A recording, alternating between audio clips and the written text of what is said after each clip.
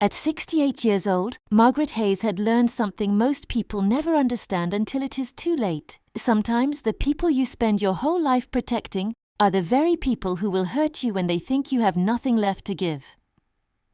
Margaret lived alone in a quiet two-story house in a peaceful neighborhood outside Raleigh, North Carolina. She had lived there for almost 40 years. Her husband, Robert, had built the house with her. They had raised their only son, Daniel, under that roof. Daniel had taken his first steps in the living room. He had celebrated every birthday in the backyard. He had brought his first girlfriend home through the same front door. And after Robert died 12 years earlier, Margaret had kept the house exactly the way it was. Not because she couldn't move on, because the house was the last place where she could still feel Robert's presence. Every morning, Margaret sat by the kitchen window with a cup of coffee and watched the sunlight move across the backyard. She had a simple life. She gardened. She volunteered twice a week at a local community center. She called her friends. She went grocery shopping every Saturday. And she loved her son more than anything in the world. Daniel was 42 and married to a woman named Vanessa. They lived about 30 minutes away. At first, Daniel visited his mother often.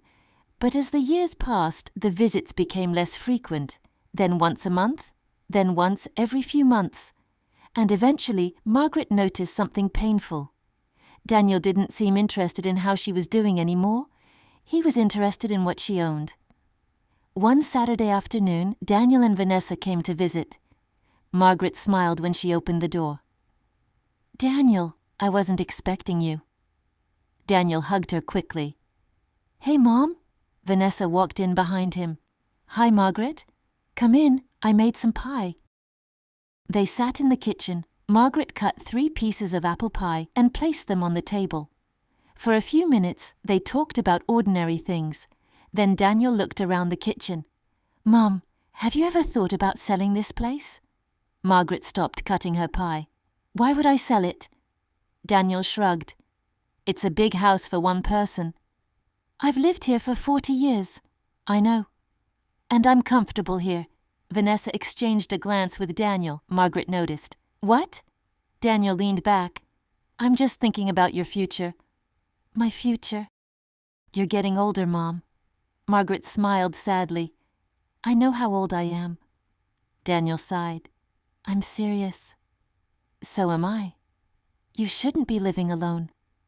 "I've been living alone for 12 years. "That doesn't mean you should." Margaret looked at her son. "What exactly are you suggesting?" Daniel hesitated. Then he said it. "Maybe a senior living community." Margaret's smile disappeared. "You mean a nursing home?" "That's not what I said." "It's what you mean. It's safer, Mom." "I'm not helpless." "No one said you were. You just did." Daniel became frustrated. "Why do you always make everything difficult?" Margaret looked down at her plate. She didn't argue. She simply said, "Let's talk about something else." Daniel didn't know it yet, but that conversation would become the beginning of the biggest betrayal of his life. Over the next few months, Daniel became increasingly persistent. He sent Margaret brochures for senior living communities. He called her at night. He told her stories about elderly people falling in their homes. He reminded her that she was getting older. One evening, he said, "Mom, I'm trying to help you." Margaret replied quietly, "I know." But she didn't believe him anymore. Then one morning, Margaret found an envelope under her front door. It was from a real estate company. Inside was an estimated value of her house. She stared at the number. Nearly $780. Margaret's hands began to shake. She immediately called Daniel. "Why did a real estate agent send me this?" There was silence. Then Daniel said, "Mom, I asked someone to give us an estimate." "Us?" "Yes." "Why?" "Because we need to know what your options are." Margaret sat down. "My options?" "If you sold the house, you could afford a really good senior community." Margaret's voice became cold. "I don't want to sell my house." "You're being emotional." "It's my house." "I know." "No, Daniel, you don't." She hung up. That night, Margaret couldn't sleep. She walked through every room, Robert's old chair, Daniel's childhood photographs, the height marks on the kitchen wall where Robert had measured Daniel as he grew. She touched the wall and whispered, "I don't understand how my own son can look at this house and only see money." The following week, something even worse happened. Daniel arrived with Vanessa and 2 men from a senior care facility. Margaret opened the door and stared at them. "What is this?" Daniel smiled nervously. "We just want you to look at the place." "No." "Mom." "No. Just one visit." I said no. One of the men politely introduced himself. Margaret didn't even let him finish. "Please leave my property." Daniel looked embarrassed. "You're making this harder than it has to be." Margaret looked directly into her son's eyes. "Then stop making me." He left, but Daniel wasn't giving up. A few weeks later, Margaret discovered that Daniel had been talking to neighbors. He told them his mother was becoming forgetful. He said she wasn't safe alone. He even told one neighbor that he was trying to protect her from herself. Margaret was devastated. She wasn't confused, she wasn't helpless, and she certainly wasn't incapable of making her own decisions. She simply had a son who had already decided what he wanted, her house, her savings, her future, everything. One afternoon, Margaret called her longtime attorney, Samuel Brooks. Samuel had handled her husband's estate years earlier. When Margaret sat across from him, she placed a folder on his desk. "I need to change my will." Samuel looked concerned. "Is something wrong?" "My son." Samuel understood immediately. "Daniel?" Margaret nodded. She told him everything. Samuel listened without interrupting. When she finished, he asked, "What do you want to happen to your house?" Margaret looked out the window. For a moment she thought about Daniel as a little boy. Then she said, "I want my house to become something useful." Samuel raised an eyebrow. "What do you mean?" "I want it to help people." She explained her idea. She wanted to create a small community foundation in Robert's name. After her death, the house would be sold. The money would fund programs for elderly people who had been abandoned by their families. Samuel looked at her. "Are you sure?" Margaret nodded. "Completely." "And Daniel?" "He won't inherit the house." Samuel didn't react. "Do you want to leave him anything?" Margaret thought for a long time. "Yes." Samuel looked surprised. "How much?" $1. Samuel slowly nodded. Margaret smiled sadly. "Not because I hate him." "Then why?" "Because I want him to understand that what he lost wasn't my money." Samuel closed the folder. "What did he lose?" Margaret looked down. "His mother." For the first time in months, Margaret felt peaceful. But she wasn't finished. She knew Daniel would eventually try again, and he did. 3 months later, Daniel came to her house with a moving company. Margaret opened the door and saw several men standing behind him. "What are they doing here?" Daniel said. "We're moving you." Margaret stared at him. "You've lost your mind. Mom, please don't fight me. I told you no. You can't keep doing this." "Doing what?" "Living like this. This is my home." Daniel lowered his voice. "I already found you a place." Margaret's heart sank. "You made arrangements without my permission?" "Yes." "How could you?" "You'll thank me later." Margaret stepped outside. "Get off my property." Daniel's face turned red. "Mom!" "Leave. You don't understand what's best for you." Margaret looked at him. "No, Daniel." She paused. "I understand exactly what is happening." He stared at her. "You want this house." Daniel didn't answer. "You don't want me in a nursing home because you're worried about me." Still silence.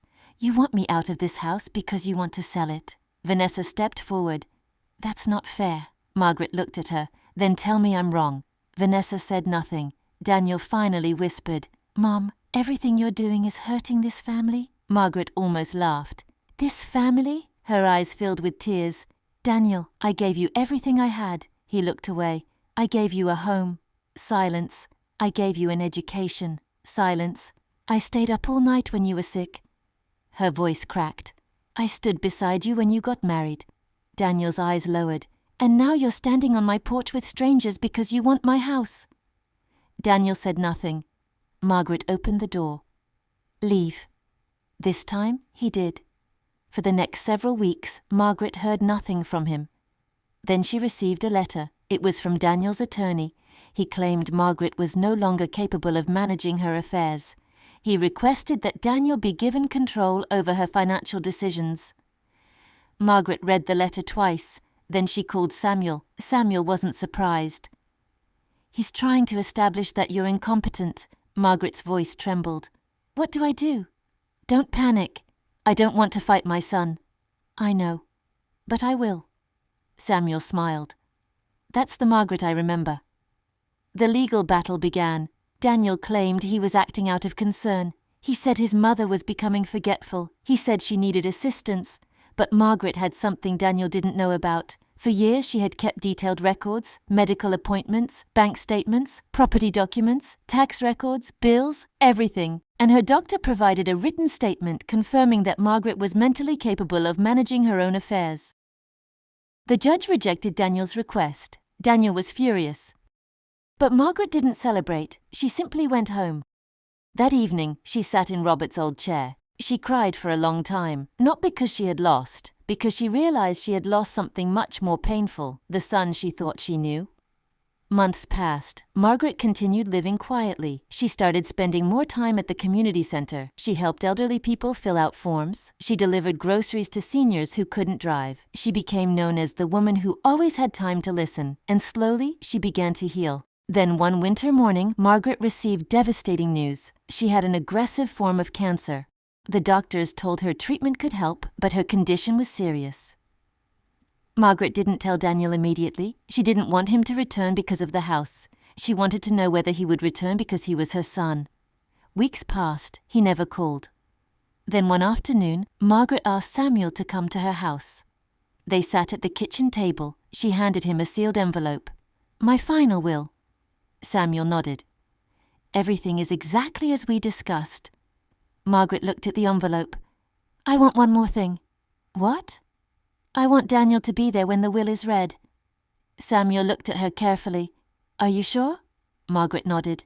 "I want him to hear it from me, even if I'm not there to say it." A few weeks later, Margaret's health became worse. She spent her final days surrounded by friends from the community center. Flowers filled her bedroom, photographs covered the walls. And on the night before she died, Margaret looked out the window toward the backyard. She whispered, "Robert, I kept my promise." Margaret Hayes passed away peacefully at 68. The funeral was small. Daniel attended. He stood at the back of the church. He didn't cry, at least not where anyone could see. After the funeral, Samuel contacted Daniel. "The reading of the will is tomorrow." Daniel arrived at Samuel's office with Vanessa. He looked confident. Vanessa whispered, "She must have left the house to you." Daniel nodded. "Of course." They sat down. Samuel placed a thick folder on the table.